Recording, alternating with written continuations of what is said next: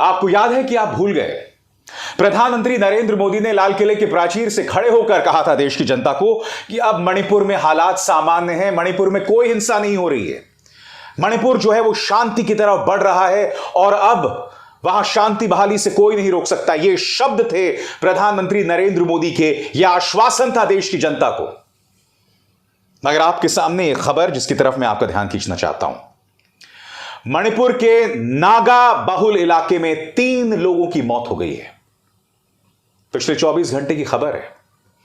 मैं आपसे पूछना चाहता हूं, प्रधानमंत्री से उनके उस आश्वासन के बारे में कौन सवाल पूछ रहा है?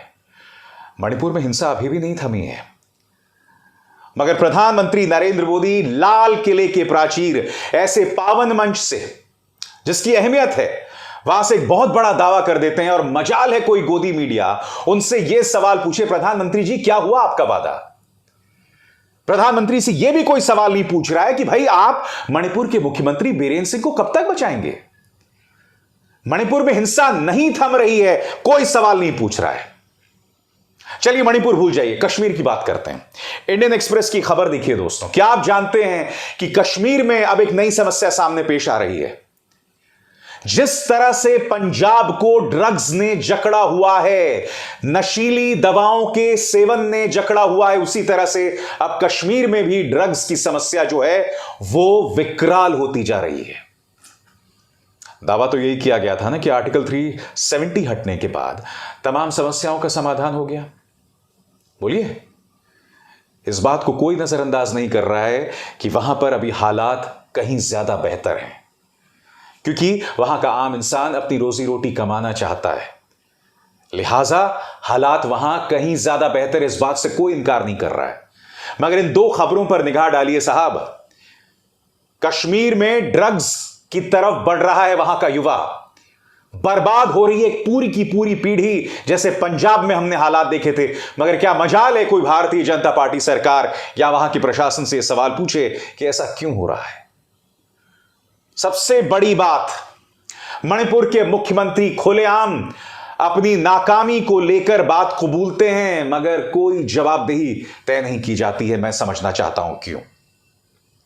मीडिया का ध्यान कहां है, मैं आपको बताता हूं दोस्तों। मीडिया कितनी आसानी से विपक्ष के राज्यों में जंगल राज कह देता है, मगर जब भाजपा के राज्यों में जंगल राज की बारी आती है तब इनका मुंह नहीं खुलता, इनके होंठ सिल जाते हैं। किसी ने प्रधानमंत्री से पूछा, फिर मैं कहना चाहता हूं, किसी ने प्रधानमंत्री से पूछा कि मणिपुर में अब भी हालात बदतर हैं, अब भी लोग मारे जा रहे हैं। मगर मीडिया का कवरेज देखिए कहां है। यह देखिए, times now Navbharat, fit India superhit bulletin, Bihar में फिर लौटा जंगल राज। मैंने कहा ना, विपक्ष के राज्यों के बहुत आसानी से जंगल राज का इस्तेमाल होता है। बिहार सरकार पर बीजेपी का तीखा हमला। फिर देखिए साहब, रिपब्लिक भारत, बिहार में जंगल राज 3। देखिए, यह भारत की बात है, नवभारत आप देख ही चुके हैं। बिहार में फिर गोलीकांड, लौट आया जंगल राज। इसी तरह से आप देख सकते हैं तमाम न्यूज चैनल्स बिहार में जो गोलीबारी हुई है, जिसमें एक पत्रकार की मौत हुई है, उसकी चर्चा कर रहे हैं। और चर्चा करनी भी चाहिए दोस्तों, क्योंकि जो पत्रकार विमल यादव के साथ हुआ है ना दोस्तों, बहुत शॉकिंग है, बहुत शॉकिंग है। पत्रकार विमल यादव को इसलिए मौत के घाट उतार दिया जाता है क्योंकि वो अपने ही भाई की हत्या में मुख्य गवाह था। आप सोच सकते हैं उस परिवार के साथ क्या गुजर रही होगी। पहले बड़े भाई की हत्या, फिर पत्रकार विमल यादव की हत्या।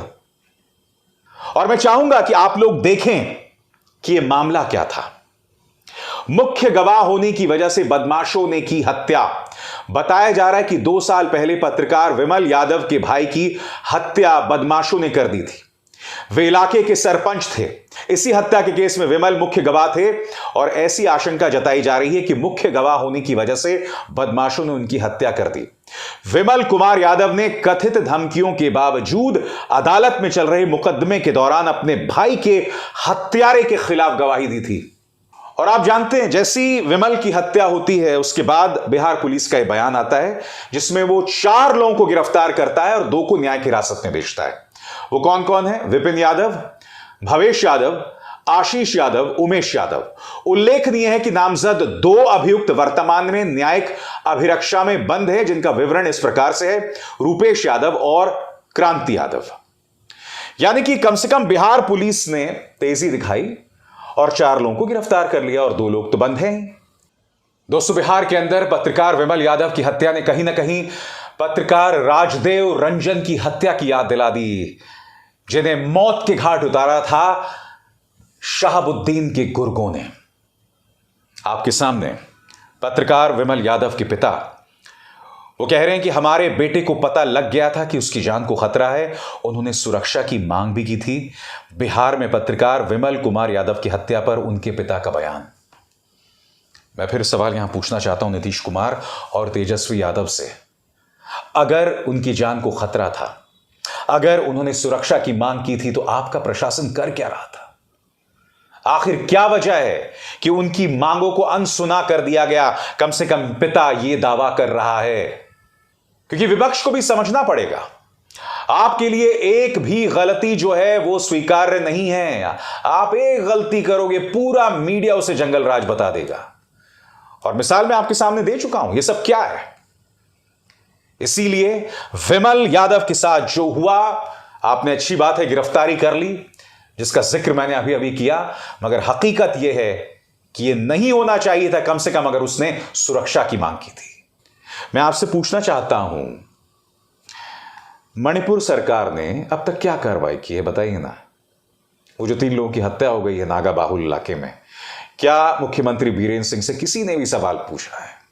मैं फिर बता दूं, जिस तरह से पत्रकार विमल यादव की हत्या हुई है वो नृशंस है, कड़े शब्दों में उसकी भर्त्सना की जानी चाहिए। और कटघरे में नीतीश कुमार और तेजस्वी यादव जरूर हैं, इस बात से कोई इनकार नहीं कर रहा है।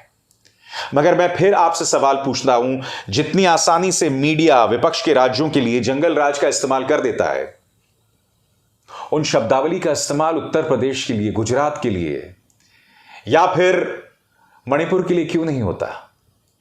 अब ये जो गुजरात में हो रहा है, क्योंकि गुजरात में भी आए दिन ड्रग्स की बरामदगी होती रहती है, क्या कोई आसानी से अराजक राज्य, अफरा तफरी मची हुई है, इन शब्दों का इस्तेमाल किया जाता है गुजरात के लिए? नहीं किया जाता ना। मैं एक बात स्पष्ट कर दूं, अगर बिहार में जंगल राज है और वहां कानून व्यवस्था कम से कम विमल यादव की हत्या के बाद एक चिंता पैदा करती है, मगर अगर बिहार में जंगल राज है तो उत्तर प्रदेश के लिए भी जंगल राज शब्द कहने की हिमाकत रखें। वहां तो राज्य सरकार फरमान जारी कर देती है, पत्रकार ये करेंगे तो हम उन पर ये करेंगे, बाकायदा एक फरमान जारी होता है साहब, एक लंबा चौड़ा जो है पोथा जारी होता है, और उसमें यह कहा जाता है कि साहब अगर राज्य सरकार को बदनाम किया जाएगा तो आप पर अंकुश लगाया जाएगा, आप पर कार्रवाई होगी। इसे आप क्या कहते हैं? यह क्या राम राज्य के लक्षण हैं? मैं फिर दोहरा दूं, मणिपुर की तुलना कृपया किसी दूसरे राज्य से ना करें। मणिपुर की तुलना ना पश्चिम बंगाल से करें ना बिहार से करें, और मैं आपको बताता हूं क्यों।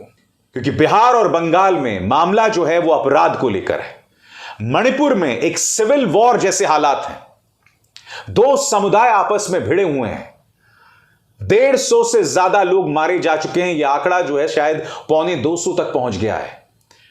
कब 200 को पार कर जाएगा हम नहीं जानते हैं। कृपया वहां के हालात की तुलना बाकी देश से ना करें।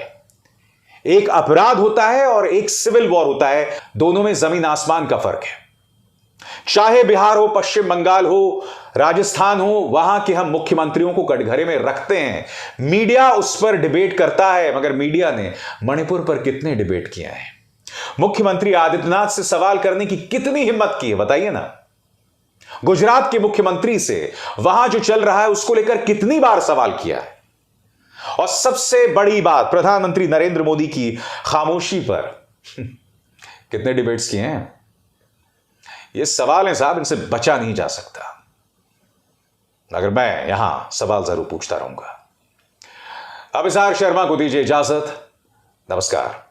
स्वतंत्र और आजाद पत्रकारिता का समर्थन कीजिए, सच में मेरा साथी बनिए। बहुत आसान है दोस्तों, इस ज्वाइन बटन को दबाइए और आपके सामने आएंगे ये 3 विकल्प, इनमें से एक चुनिए और सच के इस सफर में मेरा साथी बनिए।